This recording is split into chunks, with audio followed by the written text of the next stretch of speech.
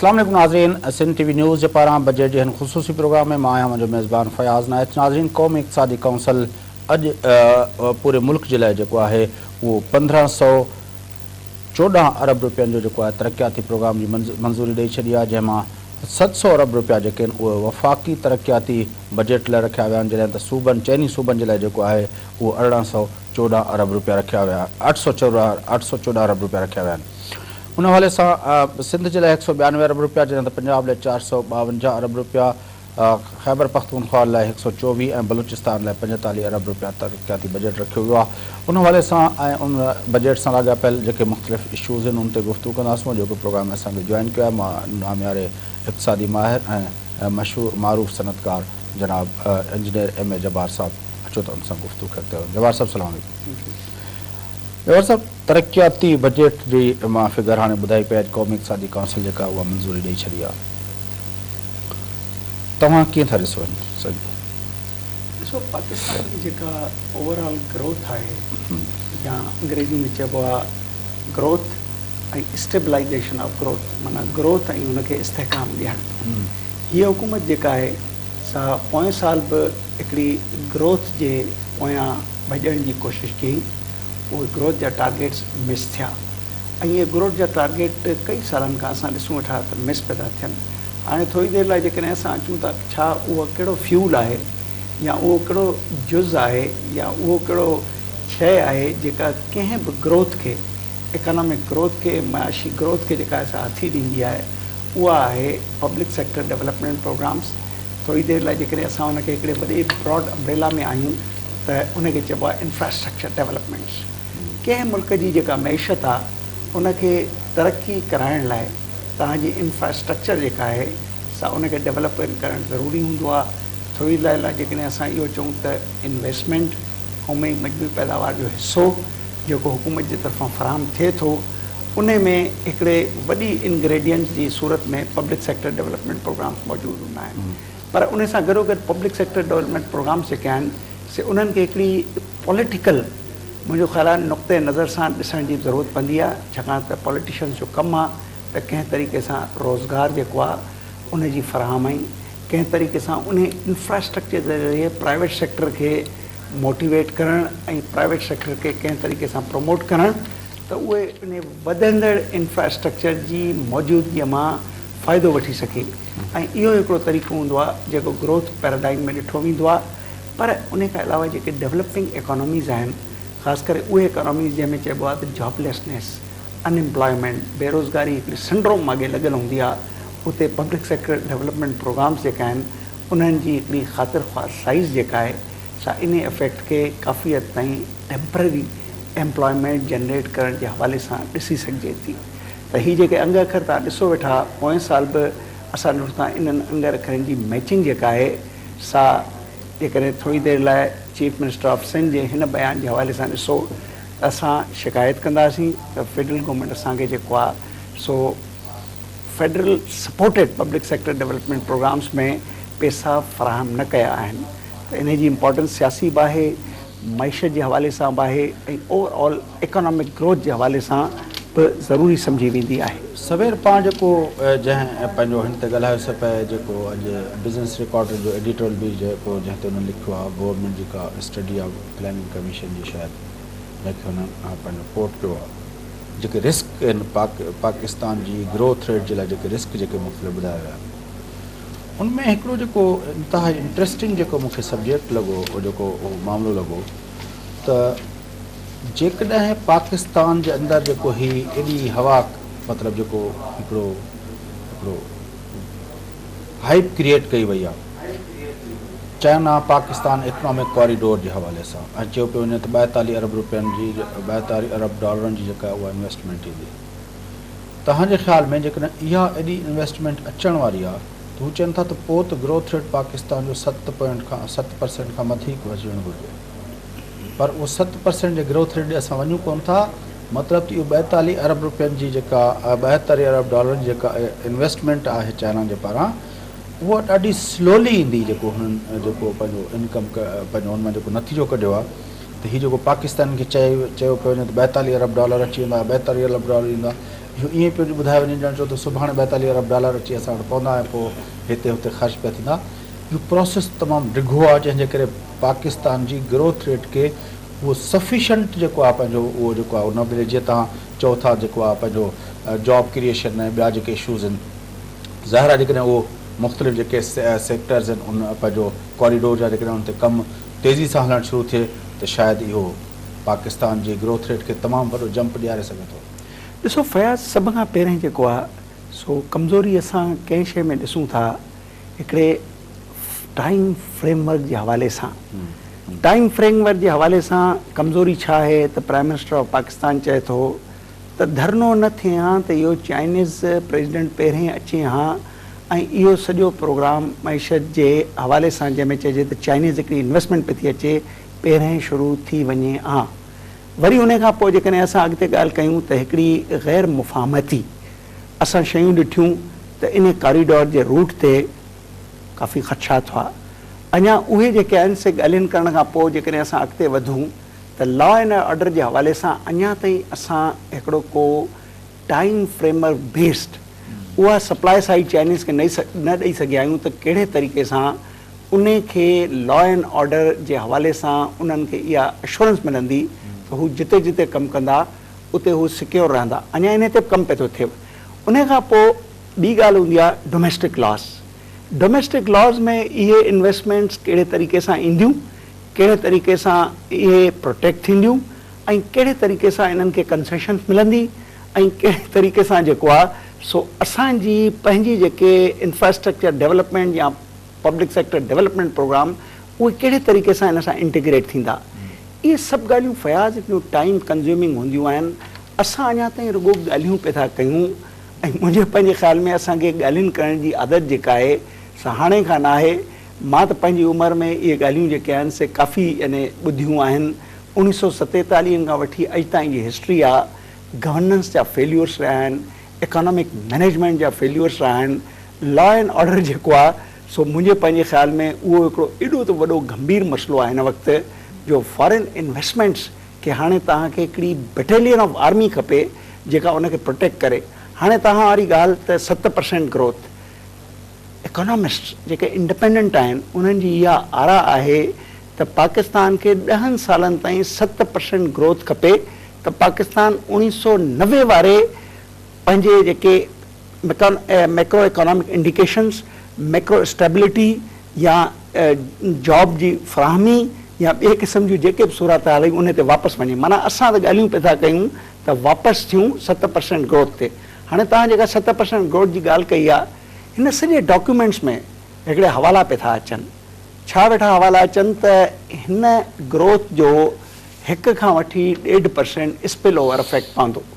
हाणे spill over effect जेकॾहिं 1.5% जो पवंदो त 7% त अञा असां घणो परे आहियूं, पर 1.5% पवंदो त थोरी देरि लाइ तव्हां गौर सां इहा ॻाल्हि ॿुधो त जेका हिन वक़्तु असांजी जेका एस्टिमेटेड ग्रोथ आहे या जेका इकोनॉमिक सर्वे में हाणे तव्हांजे साम्हूं ईंदी उहा असां वटि अची 4.1% ते अची बीहे वेठी। असां हींअर टारगेट छा वेठा कयूं 5.5। माना इहो जेको स्पिल ओवर आहे, जेका इंक्रीमेंटल वैल्यू आहे इकोनॉमिक ग्रोथ जे एस्टिमेट्स जी 15-16 में, उहा इन चाइनीज़ इन्वेस्टमेंट खे साम्हूं रखंदे ॾिसी पई थी वञे या एस्टिमेट कई पई थी वञे। पर उहा कहिड़े तरीक़े सां ईंदी, पर थोरी देरि लाइ इहा ॻाल्हि बि असांखे न विसरणु खपे त जेकॾहिं $32 अरब पावर सेक्टर जी इन्वेस्टमेंट आहे। पावर सेक्टर जेके आहिनि से मीडियम टर्म ऐं लॉन्ग टर्म फ्रेमवर्क जा प्रोजेक्ट्स हूंदा आहिनि। उन्हनि जो स्पिल ओवर इफेक्ट या जेके चइजे इंक्रीमेंटल इफेक्ट तव्हांखे 15 ऐं 16 में कॾहिं बि नज़र नथो अची सघे, न पॉसिबल आहे, न थींदो। पर वरी मां ॻाल्हियुनि खे वापसि थो खणी अचां। कहिड़ो तव्हां चओ था त नेक्स्ट या उन खां वधीक नेक्स्ट ईयर में जेको आहे इहो असांखे इफेक्ट नज़र ईंदो? डू यू एक्सपेक्ट न कि $32 अरब जी जेका पावर सेक्टर जी इन्वेस्टमेंट आहे उहा असांखे हिन साल नज़र न ईंदी, पर उहा इन्वेस्टमेंट हाणे शुरू थींदी त नेक्स्ट ईयर या उन खां अॻे साल 2 सालनि खां पोइ नज़र ईंदी? फयाज़, तव्हां पहिरीं ॻाल्हि त हिकिड़े डॉक्यूमेंट खे तलाश कयो। मां पाण उन डॉक्यूमेंट जे तलाश में आहियां त उन $32 अरब में टाइम फ्रेमवर्क बेस्ड कहिड़े तरीक़े सां कहिड़ा कहिड़ा प्रोजेक्ट्स ईंदा ऐं कहिड़नि कहिड़नि प्रोजेक्ट्स खे प्रायोरिटाइज़ कयो वेंदो त उहे पहिरें ईंदा, कहिड़े कहिड़े प्रोजेक्ट्स खे जेको आहे सो उन खां पोइ यानी उहो सेकेंड फेज़ में ईंदा, इहे सभु ॻाल्हियूं जेसि ताईं हिकिड़ी डॉक्यूमेंटेड सूरत में तव्हांजे साम्हूं नथियूं अचनि त मुंहिंजे पंहिंजे ख़्याल में इहो जेको 1.4 जेको हिकिड़ो एस्टिमेटेड ग्रोथ रखी वई आहे नेक्स्ट ईयर, उहो उन्हनि चैलेंजिस जे हवाले न थींदो जेको 13, 14, 14, 15 जे विच में आहे। तव्हां ॾिसो त ग्रोथ न थी, उन जा रीज़न छा वेठा ॾियनि त क्लाइमेट जेका आहे उन में चेंज आई, पंजाब में फ्लड्स अची विया, उन जा रीज़न छा था ॾियनि, पावर सेक्टर जेका आहे सा उन में का ग्रोथ न थी आहे। जेकॾहिं पावर सेक्टर में न थी आहे त हीअ हुकूमत त 2013 में आई ही, ओॾी महिल जेकॾहिं आई ही त जेकॾहिं पावर सेक्टर प्रायोरिटी हुजे हा त हिन वक़्तु 14-15 में असां ॾिसूं वेठा त पावर सेक्टर में ग्रोथ आई आहे 1.9%, जेका कुझु बि कोन्हे। तव्हांजी 10,400 ऐं 15,000 जे विच में 4,500 जेको डिफरेंस आहे, जेको जुलाई में वञी 7,000 ऐं 8,000 ते पहुचंदो, ओॾी महिल तव्हांजी इंडस्ट्रियल डिमांड, रिलायबल सप्लाई, हर वक़्तु सप्लाई, 24 आवर्स अश्योर्ड सप्लाई वारियूं ॻाल्हियूं जेके आहिनि से शायदि नज़र न ईंदियूं, छाकाणि त डोमेस्टिक डिमांड जॾहिं वधंदी आहे त हुकूमतूं अक्सर वरी जेको आहे सो कटौतियूं कंदियूं आहिनि इंडस्ट्रियल डिमांड मां, ऐं उनखे डोमेस्टिक डिमांड न खणी वेंदियूं आहिनि, छाकाणि त इहा हिकिड़ी सियासी कमज़ोरी आहे। मुंहिंजे पंहिंजे ख़्याल में आख़िर हुकूमतुनि खे माण्हुनि जो ख़्यालु रखिणो आहे। अचूं था पाण हे जेको आहे पंहिंजो जेको डेवलपमेंट बजट जेको आहे, जेको इक़्तिसादी पंहिंजो क़ौमी इक़्तिसादी काउंसिल पास कयो आहे, लास्ट ईयर जे हवाले सां बि सिंध जो जेको 3rd क्वार्टरली रिपोर्ट जेका आहे उनमें चयो वियो त केतिरा उहे शोबा आहिनि जिते 20%, 25% एतिरी जेका यूटिलिटी थी आहे, ऐं काफ़ी शोबनि में त ज़ीरो यूटिलिटी बि आहे के डिपार्टमेंट्स जे अंदरि। पर वरी सिंध गवर्नमेंट शिकायतूं बि कयूं त असांखे जेको आहे मर्कज़ खां पैसा न मिलिया आहिनि जेके असां सां वाइदो कयो वियो, इन तरह जूं बि ॻाल्हियूं थियूं। ऐं ज़ाहिर आहे त जॾहिं मर्कज़ जी ॻाल्हि थिए थी त हिकिड़ो त उहो जेको रेवेन्यू जो टारगेट हुयो उहो पूरो कोन थियो, असांखे नज़र अचे थो उहो जेको 2600 अरब ताईं बि मुश्किल सां शायदि वञे। ऐं ॿियो जेको हुयो ज़ाहिर आहे त ज़रब अज़ब जो ऐं डिस्प्लेसमेंट जेके माण्हू तां लॾ पलाण करे हेॾे होॾे थिया, उन्हनि जो जेको मसइलो हुयो। हाणे जॾहिं तव्हां हिकिड़ी वॉर लाइक सिचुएशन में हुजो ऐं तव्हांजी मशीनरी एॾी कमज़ोर हुजे जो तव्हांजी जेके रेवेन्यू जा टारगेट बि पूरा न थियनि, त पोइ तव्हांखे नथो लॻे त हीअ जेको असांखे सदाईं हिकिड़ा वॾा स्टेटिस्टिक्स ॿुधाईंदा आहिनि त हेॾी असांजी डेवलपमेंट जी बजट आहे, पछाड़ी में त वञी सभु कटौतियूं वञी इन डेवलपमेंट बजट खे लॻनि थियूं, ज़रब अज़ब जूं कटौतियूं बि उनखे रेवेन्यू पूरो कलेक्ट न थियो त बि उन तव्हां डेवलपमेंट बजट खे कटींदो, वरी जेकॾहिं ॿियो को इशू थींदो तव्हांखे त बि तव्हां डेवलपमेंट बजट खे कटींदो। त पोइ एॾो अनाउंस करण जी ज़रूरत कहिड़ी आहे जॾहिं असांखे ज़रूरत महसूसु थिए थो त असांजे मुल्क में हीअ इशूज़ आहिनि जेके हिन साल असांखे फेस करणा आहिनि, त वॾा अंग ख़र्च ॾियण जो इहो असांजी हुकूमतुनि जो कहिड़ो ट्रेंड रहियो आहे। मां त केतिरनि सालनि खां वठी ॾिसां थो पियो त सदाईं बजट जेको आहे जेतिरो डेवलपमेंट जो बजट थींदो आहे ओतिरो इस्तेमालु ई न थींदो आहे, पोइ चवंदा आहिनि त हे हिननि सभिनि जे करे हुन में कटौती, वरी पोइ छा आहे।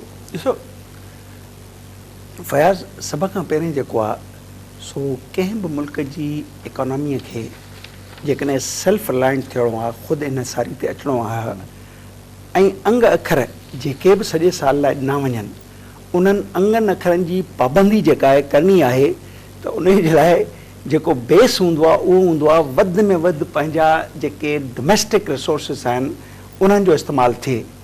पाकिस्तान में अनफॉर्चुनेटली 47 खां वठी हेल ताईं असां ॿार हूंदा हुआसीं त असां PL 480 ॿुधंदा हुआसीं त छा वेठो अचे, ख़ुश्क खीर पियो थो अचे, कणिक वेठी अचे, असांजे लाइ जेके आहिनि से सर्दीअ में पाइण लाइ फौजियुनि जा पुराणा कोट पिया था अचनि, अलाए कहिड़ियूं कहिड़ियूं शयूं हिते जेके आहिनि से असां पे ॾिठियूं।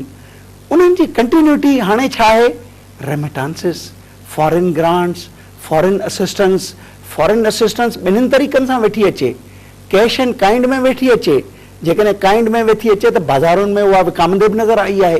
त पहिरीं ॻाल्हि त हाणे सवली सिंधीअ में इहो चऊं त आख़िर रिसोर्सिस ऐं उन रिसोर्सिस जी जेका आहे सा वधियल अहमियत ऐं उन जो जेको आहे इस्तेमालु कीअं थियणु खपे। रिसोर्स छा आहे, पाण में वेठा आहियूं थरकोल, तव्हां बि 10 सालनि खां भला ॿुधंदा अचो था, साईं मुहिबुल्ला शाहकार सां 10-15 साल पहिरें इहे ॻाल्हियूं जेके आहिनि से इन्हनि ई हंधनि ते सेमिनारनि में वर्कशॉपनि में थरकोल इहो रिसोर्स, इन जो हिकिड़ो इस्तेमालु, इन खे चइबो आहे डोमेस्टिक रिसोर्स मोबिलाइज़ेशन। हाणे असां अचूं कंहिं बि रिसोर्स खे वैल्यू एड कबो आहे, उन जी सवली सिंधी छा थींदी, तव्हां कोयलो कढो, तव्हां बिजली ठाहियो, इन खे चइबो आहे वैल्यू एड करणु। तव्हां चांवर पाकिस्तान में जेके बि साईं असां ॾिसूं था, तव्हां कोयले जी ॻाल्हि कई आहे, तव्हां कोयले ते पाण केतिरा प्रोग्राम कया आहिनि अॻे। हाणे वरी जेको आहे कल्ह टियों ॾींहुं फटाको हयूं अथनि त जेको आहे पंहिंजो डॉक्टर समर मुबारक मंद अलाए केतिरे अरसे खां वठी 1 अरब रुपयो, वरी साईं 2 अरब रुपयो, उनखे एॾो वॾो जेको आहे हिकिड़ो चंक ॾेई छॾियो अथऊं पंहिंजो हुनजो कोयले जहिड़े ज़ख़ीरे जो साईं हुन ते वेठो त तजुर्बा करे ऐं हर साल जेको आहे उनखे वधीक पैसा ॾियो। हाणे चवे थो त हिकिड़ी बिजली मां पैदा कई आहे, उहा बिजली जेका आहे उहा अञा ताईं हिकिड़े ॻोठ खे बि कोन मिली आहे। माना तव्हां 2 अरब रुपया हुनखे बकौल हुजे त मूंखे 2 अरब रुपया मिलिया आहिनि, 2 अरब रुपया मिलण खां पोइ बि तव्हां चओ था त असां अञा ताईं कुझु न करे सघिया आहियूं। हाणे अहिड़ो ग़रीब मुल्क तव्हां वेठा तजुर्बा कयो, एक्सपेरिमेंट कयो, सिधी साईं ओपन पिट माइनिंग में हलिया वञो, कोल पंहिंजो तजुर्बा आहिनि तव्हां वटि, पंहिंजो त कोल जेको आहे जनरेटर हणी जेको आहे तव्हां बिजली पैदा कयो। तव्हां वटि एतिरो टाइम आहे जो तव्हां कंज़्यूम, सॼी दुनिया में किथे इहो कमर्शियल लेवल जो एक्सपेरिमेंट थियो ई कोन्हे। इहो एक्सपेरिमेंटल लेवल जो जेको आहे पंहिंजो हो प्रोजेक्ट थिया आहिनि सॼी दुनिया में। हाणे उन ते असांजे मुल्क में हले थी बहस। साईं समर मुबारक साईं अॻे भेरे मां वियुसि हुते पंहिंजो राजा परवेज़ अशरफ जॾहिं वज़ीर आज़म थियो हुयो, उहो आयो उनखे ब्रीफिंग ॾिनई त साईं हाणे तव्हांखे मां गैस जी बि ज़रूरत न आहे, इहो मां तव्हांखे डीज़ल में कन्वर्ट करे ॾींदुसि, पोइ तव्हां डीज़ल ई तव्हां कढो। अजीब ग़रीब क़िस्म जो ॻाल्हियूं थियूं हलनि। उहो कोल जो प्रोजेक्ट जेको सदाईं असां चऊं था थर जो कोयलो गेम चेंजर आहे, थर जो कोयलो गेम चेंजर आहे, हाणे उहो 10 साल उनखे पिटको करे करे हाणे उन खां टर्न करे हाणे असां वरी साईं इकोनॉमिक कॉरिडोर गेम चेंजर आहे, इकोनॉमिक कॉरिडोर जी गेम चेंजर आहे। हीअ कहिड़ी मश्करी पई लॻी पई आहे रवार साहब? ॾिसो फयाज़, ॻाल्हि दरअसल इहा आहे त 3 ॻाल्हियूं जेके आहिनि से कंहिं बि डेवलपमेंटल इकोनॉमिक डेवलपमेंटल आस्पेक्ट्स में 3 ॻाल्हियुनि जो हुअणु ज़रूरी हूंदो आहे। हिकिड़ी हूंदी आहे गवर्नेंस, ॿी हूंदी आहे implementation, governance good governance implementation, ऐं इन इम्प्लीमेंटेशन सां गॾोगॾु जेका ॻाल्हि आहे उहा आहे इकोनॉमिक मैनेजमेंट। इहा इकोनॉमिक मैनेजमेंट जी ॻाल्हि आहे जेका तव्हां कई थर कोल। ॾिसो फयाज़, अॼु खां 10 साल पहिरें, शायदि उन खां पहिरें जर्मनी, अमेरिकन्स हिकिड़ी मुस्तनद रिपोर्टूं हिते मौजूदु हुयूं त इन लिग्नाइट जी छा अहमियत आहे, इहो केतिरो आहे। असां मूंखे यादि आहे 3-4 साल पहिरें जॾहिं पीपल्स पार्टी जी हुकूमत आई त वरी चयूं हिकिड़ी ॿी रिपोर्ट ठाहिरायूं, 1/2 अरब रुपए जी हिकिड़ी ॿी रिपोर्ट आई। माण्हू जेके पढ़ियल लिखियल आहिनि उहे चवनि था त ईअं थो लॻे ॼण त अंग्रेज़ी में सॉफ्टवेयर खे हिकिड़ो कमांड ॾेई वई हुजे त रुॻो उहे उन जा अंग अखर ऐं अंग अखरनि जी प्लेसमेंट ऐं लैंग्वेज खे चेंज करे। दे वर सेम रिपोर्ट्स। मां एग्ज़ीक्यूटिव समरीज़ ॾिठियूं आहिनि। हाणे थोरी देरि लाइ जेकॾहिं इन्हनि ॻाल्हियुनि जी जेका तव्हां ॻाल्हि था कयो त एक्सपेरिमेंट न थियणु खपे, हे न थियणु खपे, एक्सपेरिमेंट एंड R&D जेका आहे सां कंहिं बि मुल्क जी ज़रूरत हूंदी आहे, उनखे तव्हांखे ॿाहिरि न रखिणो आहे। पर तव्हांजो जेको बेस जेको लोड आहे तव्हांजे मथां चार्ज थियल आहे उहो छा आहे त तव्हां थर मां बिजली ठाहियो।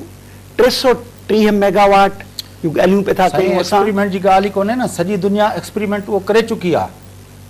माना अंडरग्राउंड गैसिफिकेशन जो तजुर्बा जेके आहिनि उहे थी चुका आहिनि। माना उहो एक्सपेरिमेंटल लेवल ते उहो थी वियो आहे, दुनिया सॼी जे मुख़्तलिफ़ मुल्कनि में थी वियो आहे। पर उन्हनि सभिनी बि कमर्शियल लेवल ते उन्हनि को बि प्रोजेक्ट न लॻो आहे मुंहिंजी इतला मुताबिक़। जेकॾहिं तव्हांजी इतला आहे त प्लीज़ मूंखे ॿुधाइजो, बल्कि मुंहिंजे नाज़रीन खे बि ज़रूरु ॿुधाइजो त जॾहिं पूरी दुनिया में जेको चीन जिते एॾो वॾो कोल ते जेको पावर जनरेशन थिए पई, ॿिया दुनिया जा केतिरा मुल्क आहिनि जिते कोल ते पावर जनरेशन एॾी वॾी थिए थी पई, उहे उन फेज़ में न वञी सघिया आहिनि। त असां छो उन फेज़ में वञूं था? जॾहिं दुनिया हिकिड़ी शइ करे थी त भई हिन तरीक़े सां कोल मां बिजली पैदा थिए थी, असांखे फौरी ज़रूरत आहे बिजली जी या तजुर्बनि जी ज़रूरत आहे। त असां डॉक्टर समर मुबारक साहिबु जेको आहे 7 साल खां वठी जॾहिं ज़रदारी गवर्नमेंट आई आहे, बल्कि परवेज़ मुशर्रफ जे ॾींहंनि खां वठी उनखे लॻो पियो आहे। 10 सालनि ते हिकिड़ो तजुर्बो थिए थो, 10 सालनि खां पोइ तव्हां चओ था त असां 4 मेगावाट, उहो 4 मेगावाट जी बि हक़ीक़त जी कुझु ॾींहंनि में उहो खुली पवंदी। डॉक्टर अब्दुल गनी साहिब त उनखे चैलेंज करे छॾियो त भई इहो सॼो कूड़ थो ॻाल्हाए। ॾिसो फयाज़, ॻाल्हि दरअसल इहा आहे त ही ॻाल्हियूं न तव्हांजे हथ में आहिनि। तव्हां ई असां हिकिड़ा एडुकेसी करण जा हिकिड़ा हथियार त थी सघूं था, पर डिसीशन मेकिंग जेका आहे उहा हूंदी आहे हमेशह पॉलिटिकल मैनेजर्स वटि, पॉलिटिशियंस वटि। छा पॉलिटिशियंस खे इहा ख़बर कोन्हे त थर जेको आहे सो हिकिड़ो यानी 4, 5 दुनिया जो वॾे में वॾो ज़ख़ीरो आहे? छा पॉलिटिशियंस खे ख़बर कोन्हे त जेका आहे सा बिजलीअ जी घटिताई आहे? छा पॉलिटिशियंस खे इहा ख़बर कोन्हे त बिजलीअ जी घटिताई जे करे इंडस्ट्रियल सेक्टर जेको आहे सो तमामु ख़राबु परफॉर्म पियो थो करे। छा उन्हनि खे ख़बर कोन्हे त अवाम जेको आहे उहो हिकिड़ो एजिटेशनल मूड्स में हुननि जी पंहिंजी पीस खे डिस्टर्ब करे सघे थो, हुननि जी हुकूमतूं जेके ठहियल आहिनि उन्हनि खे ढाहे सघे थो। इहा सभु ख़बर आहे उन्हनि खे। मुंहिंजे पंहिंजे ख़्याल में तव्हां जेके चओ वेठा त ईअं करणु खपे, बिल्कुलु मां तव्हां सां गॾु आहियां। छा कंहिं हुकूमत खे कंहिं हथ ॿधा आहिनि त तव्हां 330 मेगावाट फर्स्ट फेज़, सेकेंड में 330 मेगावाट थर्मा ऐं वरी 10 सालनि में 4000 मेगावाट, 4-5 सालनि खां मां वेठो ॿुधां। ॿुधायो मूंखे डिसीजन वक़्फ़ो वठूं था, वक़्फ़े खां मोटी अची हिन गुफ़्तगू अॻिते वधायूं था, छाकाणि त केतिरा इशूज़ आहिनि जिन ते अञा ॻाल्हाइण जी ज़रूरत आहे। ख़ासि तरह जॾहिं हाणे हिननि पंहिंजो डेवलपमेंट बजट ऐलान करे छॾियो आहे, पर उनमें जेके टैक्स जा जेके टारगेट्स जेके अचनि पिया त लॻभॻि जेको आहे 31-3200 अरब जी जेका आहे हुकूमत चए थी टैक्स असां कलेक्ट कंदासीं। पर असां ॾिठो आहे त हिन साल बि जेको आहे जेको टैक्स रेवेन्यू रखियो वियो वरी उहो रिवाइज़ कयो वियो, रिवाइज़ जेको हुयो 2600 अरब जो, उहो बि अञा ताईं न थी सघियो आहे। पर उनखां अलावा बि ॿियो जेको सदाईं पाण पिटको कंदा आहियूं त टैक्स जेको नेट आहे उहो वधे कोन पियो ऐं उनमें नवां माण्हू अचनि कोन पिया। केतिरे अरसे खां वठी हुकूमतूं चवंदियूं पियूं अचनि त 7 लख माण्हू आइडेंटिफाई थी चुका आहिनि जिन वटि कारूं आहिनि, जेके ॿाहिरि सफ़र था कनि, जेके वॾनि होटलनि ते जेको आहे पंहिंजो हो था कनि, ऐं उहो समूरा माण्हू जेके आहिनि उन्हनि खे आइडेंटिफाई असांजे FBI कयो आहे। त आख़िर उहा कार्रवाई कॾहिं थींदी, FBI जे तरफ़ां उहा कार्रवाई कॾहिं थींदी जॾहिं इहे 7 लख माण्हू बि नेट में अचनि।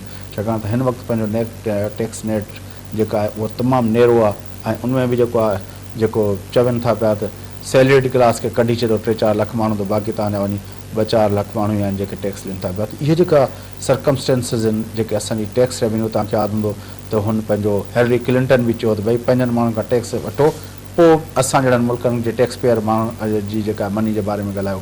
वक़्फ़ो वठूं था, नाज़रीन वठूं था वक़्फ़ो, वापसि अची प्रोग्राम खे अॻिते वधायूं था असां गॾु।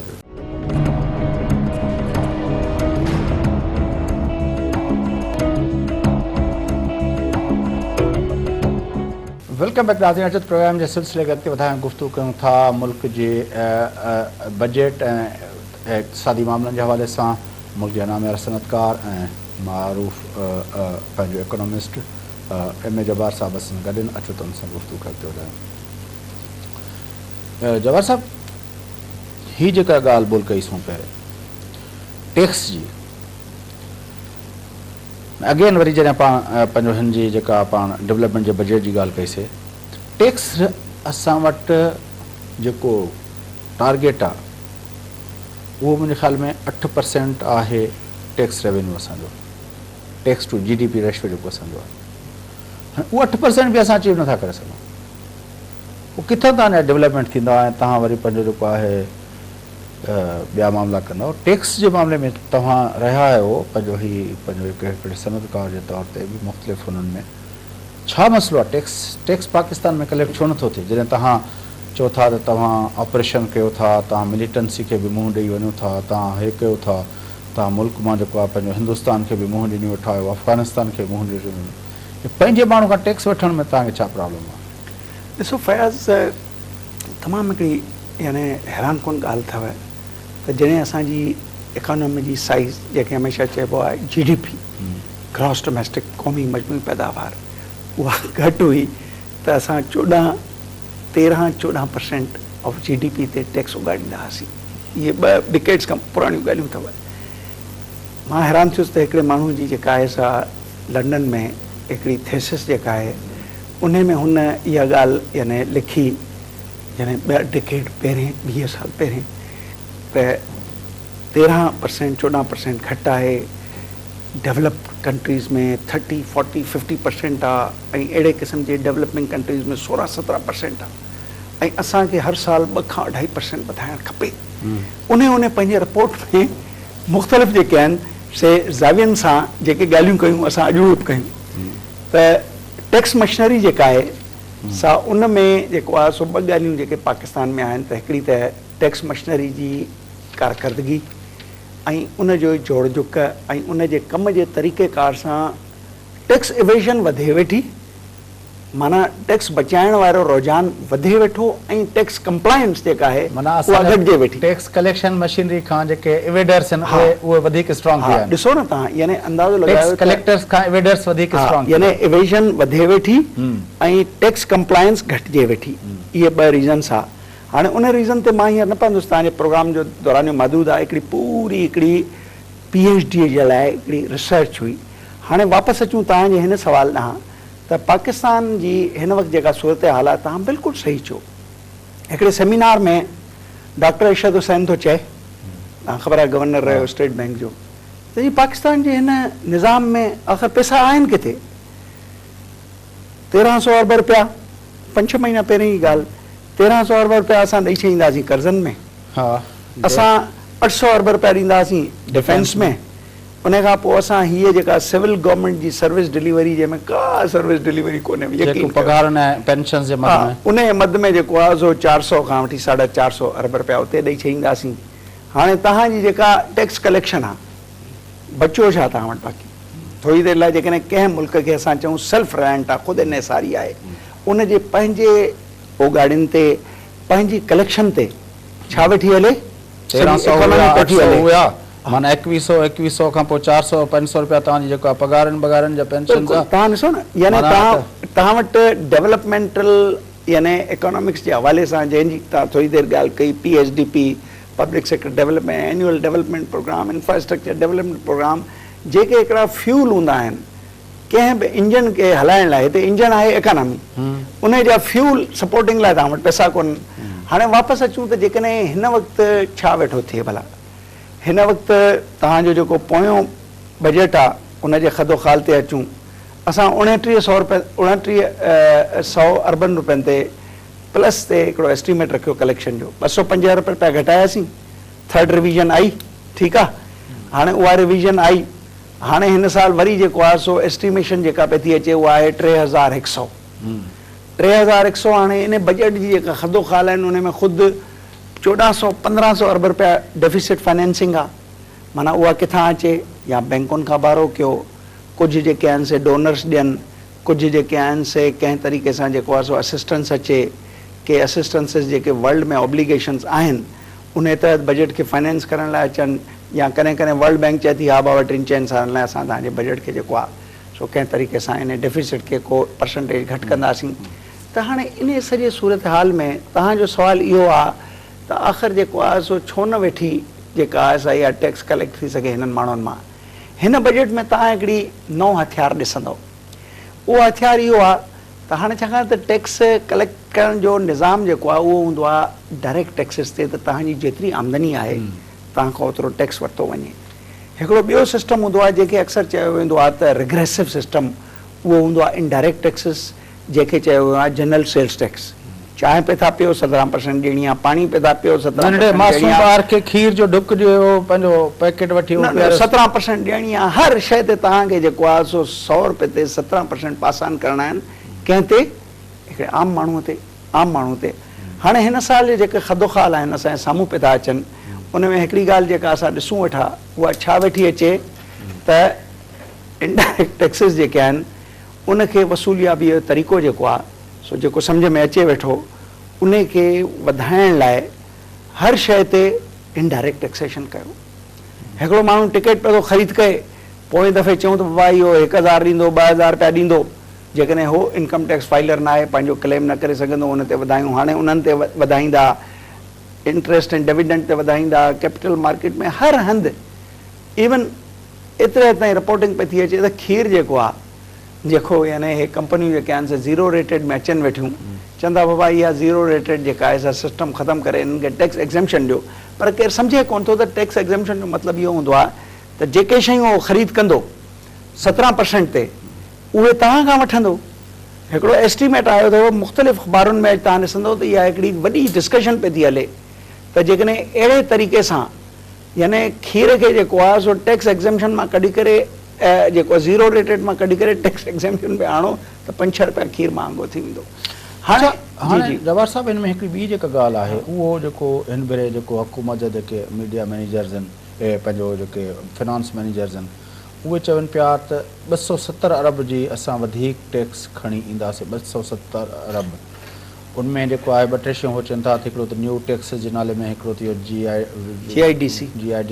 GIDS, उहो हयूं अथऊं। ॿियो वरी जेको आहे उहो चवनि था त कुझु जेको आहे जेके एग्ज़ेम्पशन्स हुयूं टैक्स जूं, SRO डिस्क्रिशन SRO जे थ्रू उहे कुझु विथड्रॉ कंदा, ऐं ॿियो पंहिंजो एफर्ट्स पंहिंजी टैक्स मशीन जो बहितर कंदा। डू यू थिंक के 270 अरब रुपया जो हो चवनि था त नओं असां एडिशन कंदासीं इन साल जे लाइ, उहो जेको चवनि पिया, तॾहिं चवनि था त असां 3100 या 3200 ते पहुचंदासीं? ॾिसो, मां तव्हांखे ॿुधायो, ख़ुदि इन्हिसारी खां अॻिते हली करे असांजी इन्हिसारी आहे उन्हनि कंडीशन्स ते जेके हाणे असांखे IMF ॾींदो। बजट तव्हांजो टोटली लिंक्ड अप आहे कंहिंसां? IMF जे कंडीशन सां। 8वीं ट्रांच $550 मिलियन जी 55 अरब रुपया थी विया। उहा जेका आहे सा 6.7 बिलियन वारो जेको प्रोग्राम आहे, उन में शराइत छा आहियूं? तव्हां जेके चयो टैक्सिस, उहा IMF बिल्कुलु एस्टिमेटेड करे हिननि खे ॾिना आहिनि। हाणे उहे किथां पैदा थींदा? IMF जी इहा कंडीशन ई त तव्हां गैर इंफ्रास्ट्रक्चर डेवलपमेंट सरचार्ज खे जेको आहे टैक्स जी सूरत ॾियो। इन जो कानूनी उन में जेको कमु हो, जेका कानूनी जेका आहे सा हिकिड़ी गैप हो, उनखे ठीकु कयो, सेनेट अप्रूव कयो, पीपल्स पार्टी बि अप्रूव कयो।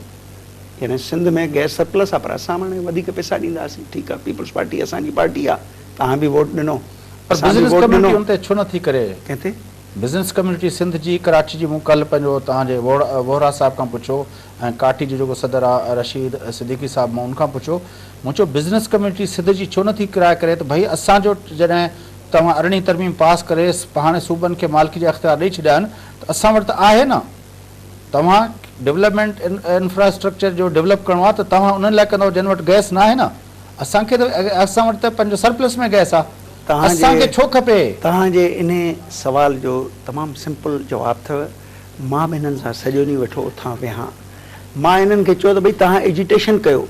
हुननि चयो एजिटेशन असां कंदा आहियूं सपोर्ट ॾियण लाइ पॉलिटिकल गवर्नमेंट खे, त उहा का ग़लति डिसीशन न करे।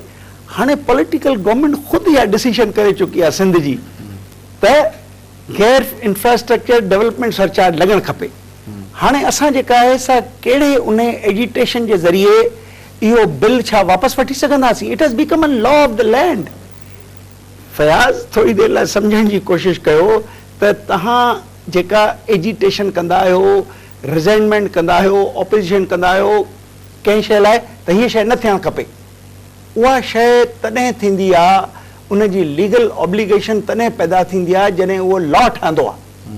तव्हां उन लॉ जी प्रोसेस खे रोकण लाइ, हींअर बजट साज़ी आहे न, 3 महीननि खां बिज़नेसमैन वेठा चवनि हे न थियणु खपे। 8500 प्रपोज़ल ॾिना आहिनि बिज़नेसमैननि, त बजट में जेको आहे सो हे क्लॉज, हे शकूं, हे स्टैट्यूट्स इनकम टैक्स में, सेल्स टैक्स में, फेडरल टैक्स में थियणु खपनि। छाजे लाइ?